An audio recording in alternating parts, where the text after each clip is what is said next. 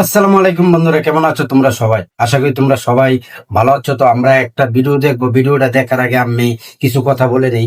তো আমরা যে পৃথিবীতে মানুষ হইল শ্রেষ্ঠ জীব, এই শ্রেষ্ঠ জীবের জন্য পৃথিবীতে আল্লাহ সব পানি বলো, সাগর বলো, পশু পাখি বলো, যা কিছু আছে মানব জাতি কল্যাণের জন্য সৃষ্টি করা হয়েছে।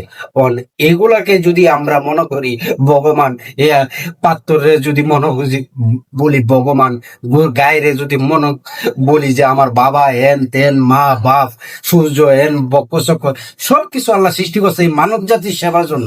আমরা যদি উল্টা এগুলারে ভগবান মানা শুরু করি, তো এটা তো আমাদের ব্যর্থতা, এটা তো বেশি কথা না বলে তো চলো ভিডিওটা দেখি।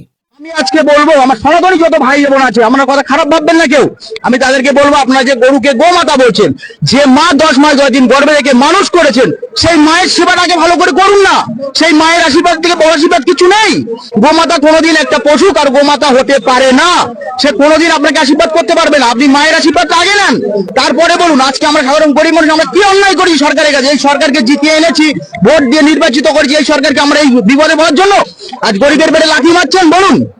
আমরা এই গরিবরা আজকে ক্ষিপ্ত হয়ে আছে, আমাদের পেটে যখন লাথি মারে, পেটের জ্বালায় আমরা যখন সিংহর মতন গর্জন দেবো, এই গর্জনের আওয়াজটা কতদূর যাবে সেটা সরকার বুঝতে পারবে।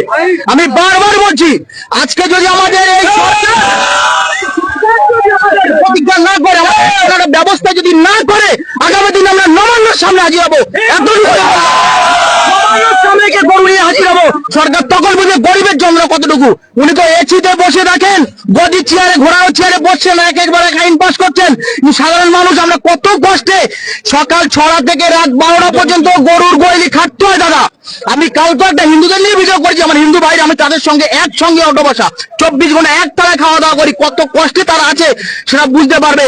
আমরা ভোর দিন সকালে 6টা থেকে স্টার্ট হয়, রাত 12টা পর্যন্ত গরুর গোয়ালি। এই গোবর তোলা ঠিক খাটলে একটা গরু দুধ দুধে গেলে তার লাঠি খায় খেতে হয়, খুঁড়িয়ে খুঁড়িয়ে হাড্ডি ট্যাবলেট খেয়ে আমরা তবু এই গরুর যত্ন করি। দাদা, প্রত্যেক দিন এদেরকে নিজেদের বাচ্চাদের মতন করে লালন পালন করে মানুষ করতে হয়।